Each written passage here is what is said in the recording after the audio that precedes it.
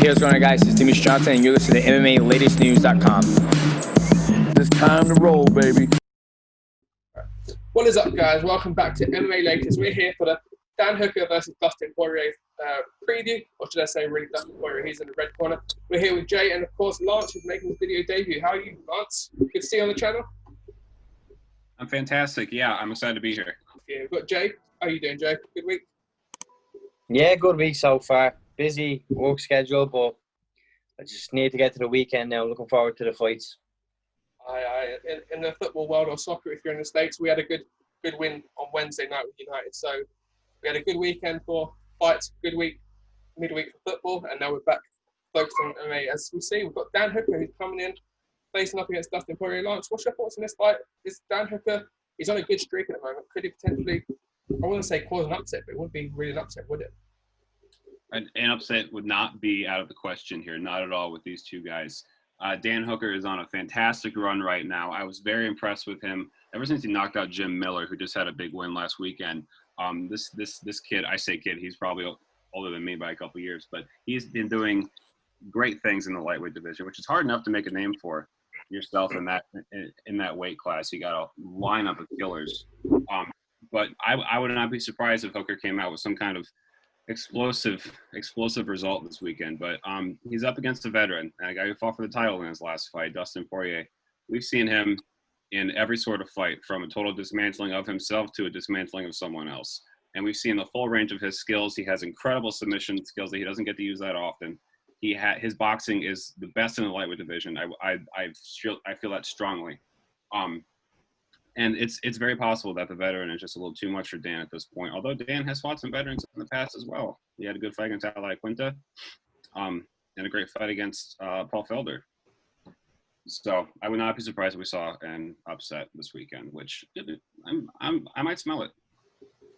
Yeah, I'm edging towards it. I'm liking what Dan Hooker's done, especially with that association with City Kickboxing. You're seeing what Israel Adesanya's done from his debut and now middleweight champion. Volkanovski has ties to the gym as well. He's now featherweight champion. And Dan Hooker is also on that similar trajectory. Now, obviously, we've got Gaethje and Khabib to come up. I think we've got the picture of Conor somewhere as well. So Hooker's in a weird place. Obviously, Poirier's coming off that title fight loss. But again, he's still equally as skilled and could potentially go back into a title shot, especially if Gaethje wins against Khabib. But Jay, what's your thoughts on this weekend? And are you edging towards Hooker or Poirier in this one? Well, first of all, I do agree with your point about the spot that Hooker goes into should he be successful on Saturday night. I think it's a very strange one because Conor's very inactive, to no fault of his own, I believe. And then, you have Poirier. So if he gets by Poirier, who, like Lance just said, who recently fought Khabib Nurmagomedov, well, surely that would say Dan Hooker will be the next in line after Gaethje gets the shot against Khabib. So it will be an interesting one, but I do kind of edge towards Poirier in this one. I mean, Dan Hooker, he's been nothing but impressive in the UFC so far. He has, like Lance said, fought some veterans, Jim Miller, Ali Quinta, Ross Pearson. These are tough, gritty veterans that he's been in there with. So he needed those fights to progress and then to start beating these contenders. So beating Poirier will be a major step in the right direction for him. But I just see Poirier having enough. His stand-up game is phenomenal. He's so well-rounded, Poirier. And again, I may be just biased. It's hard not to like Dustin Poirier. He's such a good guy, an incredible fighter. I couldn't tell you the last time he was in a boring fight. So yeah, I not heavily favouring Poirier, but I see Poirier getting his hand raised this weekend. Yeah, obviously you've seen his trajectory from when he was a featherweight up until now. It's interesting to see, looking at their records. Dustin Poirier has 32 fights, but Dan Hooker's up there with 28. So experience here does only just edge Dustin Poirier. We forget, Dan Hooker's not been around too long in the UFC, but again, he did look great against Paul Felder. He went to war with Paul Felder as well, and obviously there's some question marks over whether he actually won that fight. Obviously, the scorecards gave him that, Lance. Did you think he won that fight? And is this there for him, I guess? Looking back at that fight, I actually just rewatched it last week. I think he might have been given a little bit of a charity run with that scorecard. I could see the argument absolutely for both ways, but I do believe Paul Felder may have had enough in that one, in my opinion. But yeah, no, we don't talk about the wealth of experience that Dan Hooker actually has. A lot of the narratives have him as this young up-and-comer, but we forget that he's been fighting the UFC since 2014. Going on 6 years of UFC experience. Now, of course, that's not as long as Dustin Poirier's been in the UFC, and you always measure each guy's encounters in the past. How much UFC experience does someone have? I would give that edge to Dustin, but both men have their share of violence in the octagon. It's a very exciting matchup. Yeah, his last loss was to Edson Barboza, who now moved down to featherweight, and he's in that top 5 of the ranking now, quite comfortably so, and he deserves to be.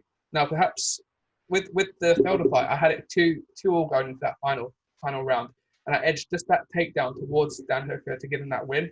But again, it was in New Zealand, wasn't it? So you could potentially say there was a bit of favoritism on the scorecards. But again, I did think Dan Hooker won that fight. You could easily, rerun that Paul Felder fight. Should there be almost, a weight in fights to Dan Hooker, should he get the win? Or even if he loses, you could rerun that fight, because that was a fun one.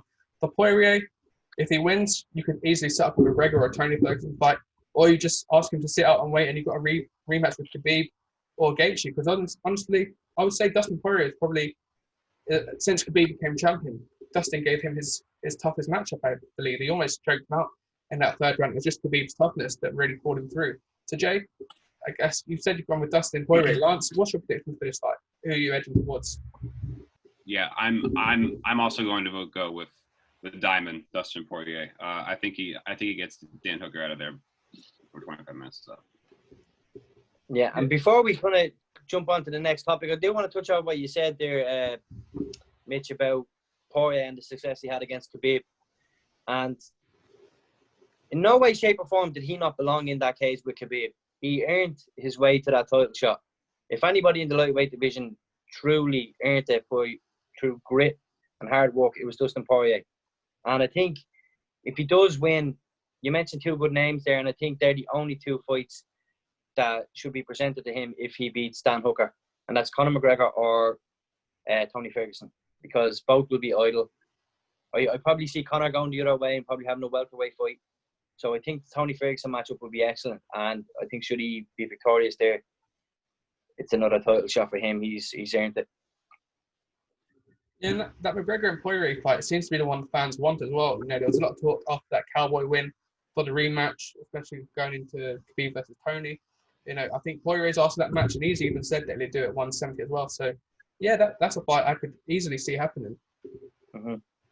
But yes, we do move on to it. Actually, let me do my prediction first. I'm going to go with Dan Hooker. I think there's a little bit of stardust from him, and in that gym, in as a whole, I think what they're doing, especially if Adesanya comes and makes a second title defense this year, they've had a very good year. If Volkanovski beats Holloway, you could easily say City Kickboxing are gym of the year for 2 years in a row. Other than maybe ATT comes to that question. But yeah, I'm going to go with Dan Hooker. I think it's going to be a 5-round war. So yeah, I'm going to edge towards a Hooker decision. But we do move on to the welterweight belt now, which, as we come up to fight week, is a very bizarre fight. It's Mike Perry versus Mickey Gall. And of course, Mike Perry's coming with his one team member in his corner. Jay, what did you make when you found out that Mike Perry's only brought his girlfriend into his camp? I thought it was a very Mike Perry thing to do. It was, I didn't believe it at first, but I seen the picture he put out on social media this week of his girlfriend's press pass, basically, or corner pass, whichever you want to call it. I think it's very strange, but it's just Mike Perry, isn't it? He's a crazy guy.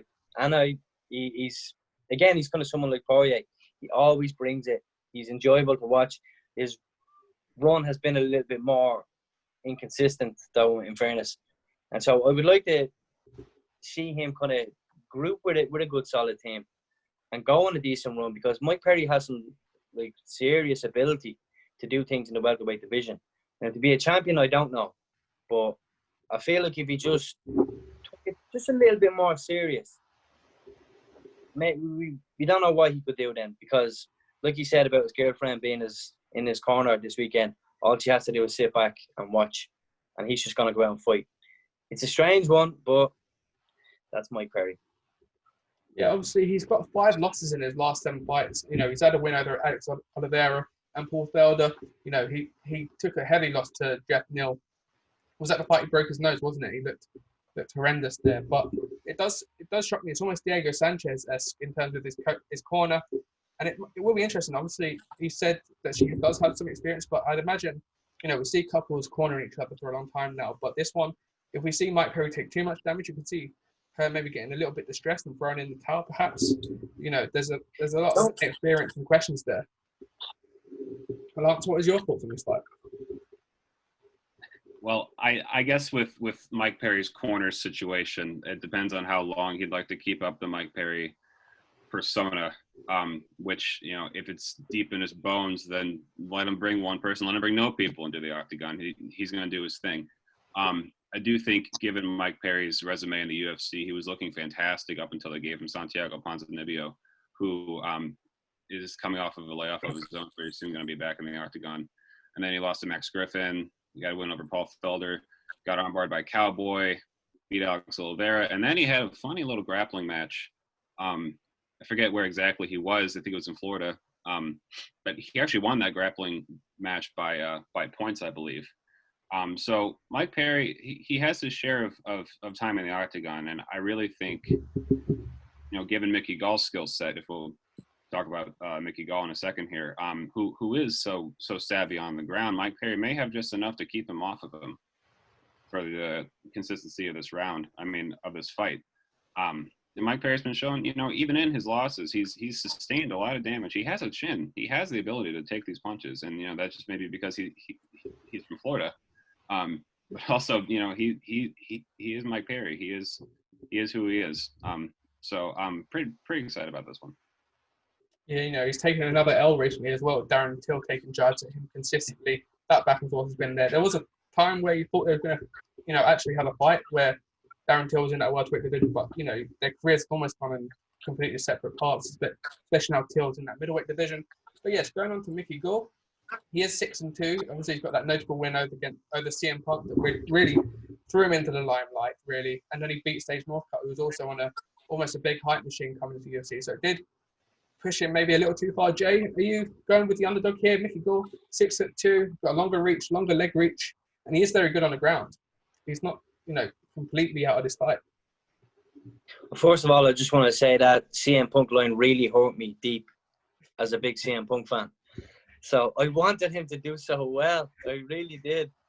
But no, I feel like he might just be a little out of his depth with this one.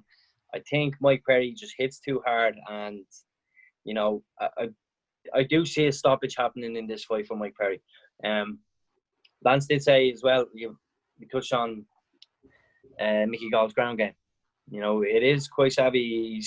He's no slouch on the ground. So should it go there, he would be more than capable of submitting Mike Perry. But Mike Perry is more than capable of holding his own as well in that area. So no, I feel that there's ways he can win, but I just don't see it happening. I think Mike Perry will be just too strong, and unfortunately, it was a fight too soon for him, I think. But then again, like we did say, Mike Perry has lost a lot of fights in his last 7 fights. What, 5 fights in his last 7? Mm-hmm. Maybe it is a fight just to kind of, you know, get him going again. I don't know. And this isn't the first time he's had an ex-girlfriend a girlfriend in his corner. You know, his ex-girlfriend was also a part of his corner team, so we shouldn't really be surprised, I guess. I don't know. But, yeah, I think Mike Perry wins on Saturday night, and his girlfriend will get a lot more praise than Diego Coach's corner team. Coach of the Year award if she wins, if they pull it off? I say put Mike Perry's coach, corner lady, woman, whatever it is, in the octagon with this guru, and let's see how that goes down. That would be way more interesting. I would pay any money to see that. It is crazy. It's crazy. You know, the brain in me, like, I want to see. I'm edging towards Mike Perry, but there's too many questions with that corner, I think, and especially he's probably not had a full camp either. So Mike Perry, without his regular team, without his regular camp, it does lay a lot of questions. I think Mickey Gall, would probably have had a much better camp, a much smoother camp with his team. and probably would be better prepared into this bout, albeit he's not his attributes aren't the strongest against Mike Perry. But I do think Mickey Gall could cause an upset here. I think we'll see a Mickey Gall win by submission, probably in that second round. I think we could see maybe Mike Perry do some damage in the first and maybe gas himself out, perhaps. Lance, what would be your prediction? I'm going to go Mike Perry by a very, very gritty decision. I think he does just enough to keep Mickey Gall from submitting him. I think Mike Perry's physicality in the octagon is something of a factor. As our Mickey Gall loves knees, especially clinch knees when they're all wrapped up in the grappling exchanges. So watch the knees, but I'm gonna go Mike Perry. Yeah. I just want to say one thing. Like, what does it do for Mickey Gall? Like, is it very demoralizing if you get beat by a fighter who doesn't really have an experienced corner? And this isn't a joke. I'm being curious. You know, he has his girlfriend in his corner, and yet this guy had a full camp. And if Mike Perry just goes out there and beats him up for 3 rounds, is that not a bit of a demoralizing feeling? Especially if it ends early within that first round, or even if it takes 3 rounds of damage, and if he gets even if it's 30-27 or 30-26, then you're asking big questions of him. And that is, his trend is his last let's say 5 fights is win loss. So his 6th one, he doesn't win back to back too much since his first loss to Randy Brown. So the trend is saying he does lose this fight. But then again, we said Mike Perry's lost 5 of his last 7. So it could be a tough night for either one of these losers. They could easily see themselves come in a couple of weeks cut from the UFC, perhaps. I don't see Mike Perry getting cut. He does cause a lot of traction towards himself, so he can sell fights with his social media and what he does on the mic, I suppose. Like, the UFC released a video of his weigh-ins, and that alone is just completely entertaining. He's always doing something, and it keeps people entertained. So people like the UFC know people tune in to watch Mike Perry fight, so he won't be going anywhere. Yeah, in terms of the risk of their careers, I think the risk is much higher for Mickey Gall in this one. Yeah, although I guess with him, I haven't seen the odds, but maybe with him being so much favoured as the underdog, maybe he's almost safe in a way. It'd be more upsetting and probably do more damage to Perry's career. But then, as you say, with the girlfriend in the corner thing, it flips it on its head. It's a really weird situation that we're in, but it's got to feel as a really good fight and a really fun fight that we're going to see. Yeah, 100%. It's crazy. Now, Lance, we've got a good card here. Gian Devante against Maurice Green in the heavyweight division. We've got Luis Pena versus Palmer Worthy. Are there any really fights or fighters really that you're looking out and really excited for this weekend? I'm actually very, very excited about that Luis Pena Palmer Worthy fight. Me too.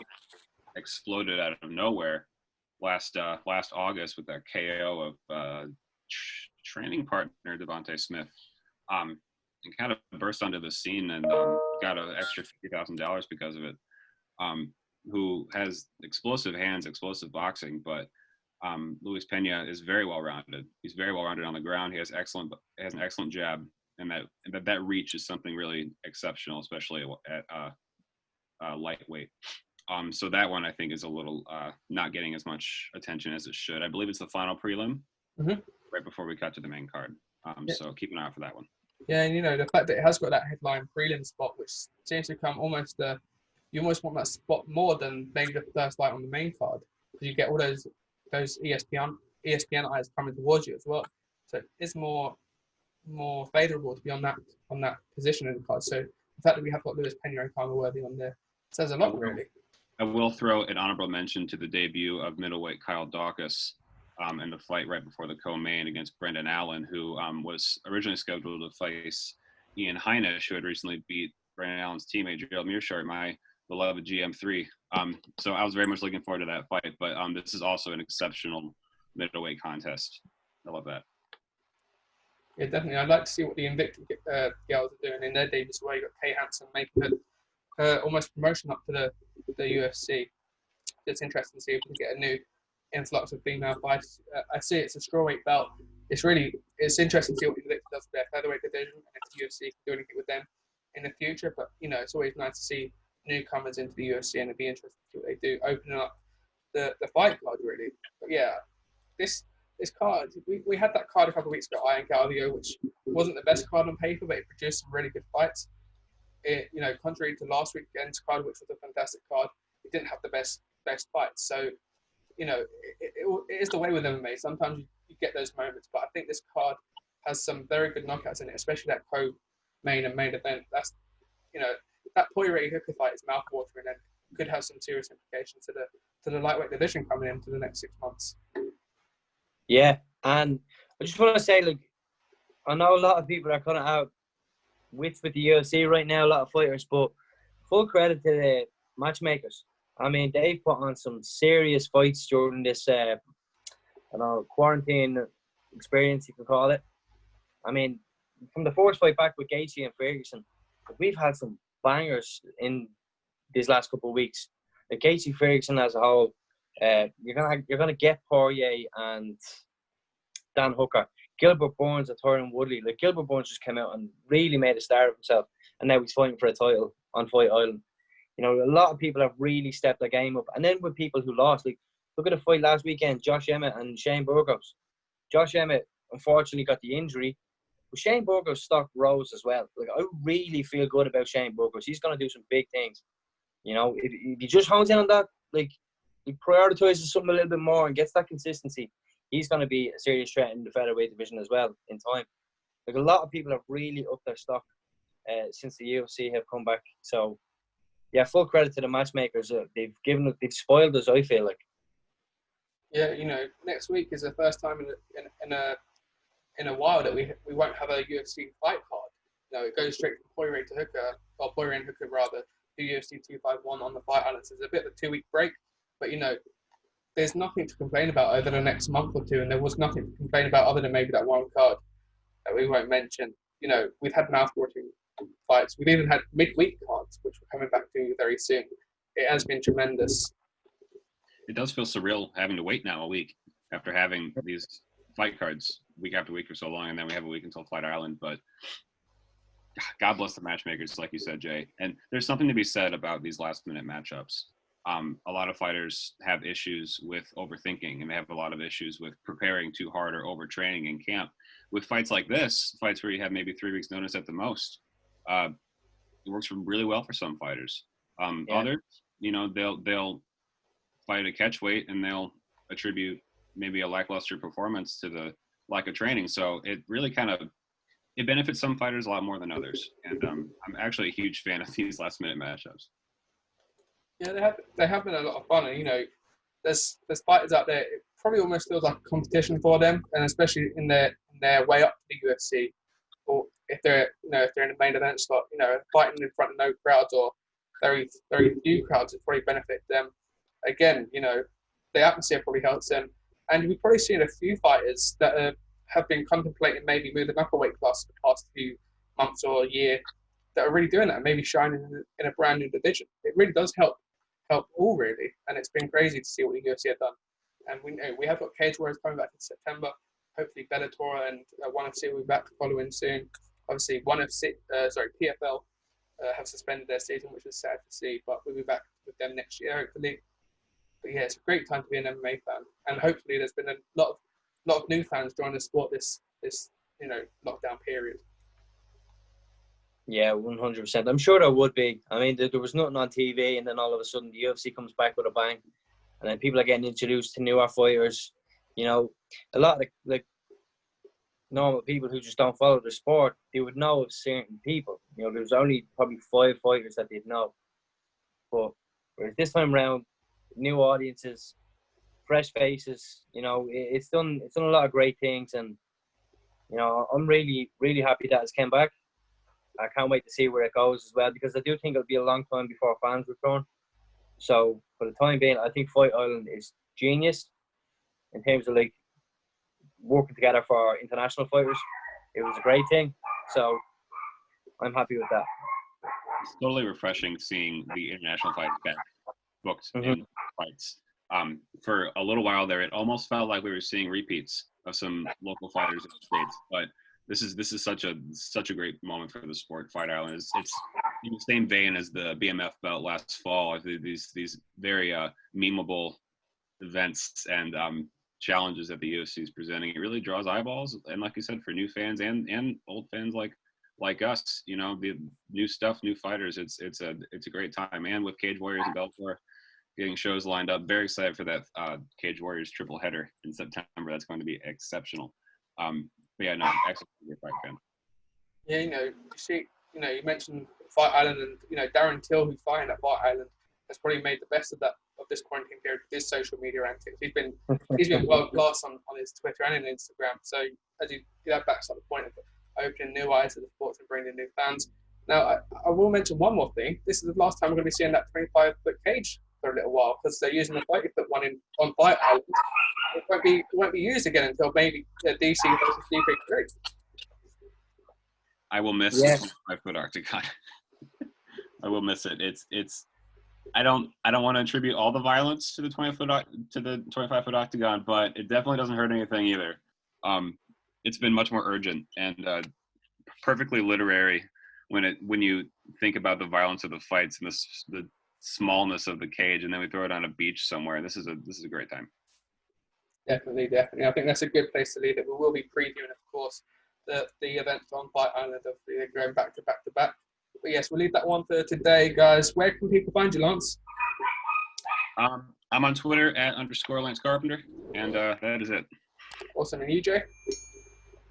J_Farrell_1 on my Twitter. You can find me there. Awesome. Their things will be below our sort of camera screens here. So yes, make sure to check them out on Twitter. Give them a follow as well. They're some great lads, and we're always looking forward to seeing new fights. But I'm hella pumped for this one, and hopefully Sunday morning, and next week when we do the review, we'll be looking at maybe a fight of the year contender, but definitely a war. Absolutely. Excellent fight. Yeah, definitely. We had a couple of those. Last week's one was definitely probably number 2. But yes, make sure to hit that subscribe button, drop a like, and we'll see you next week for the review.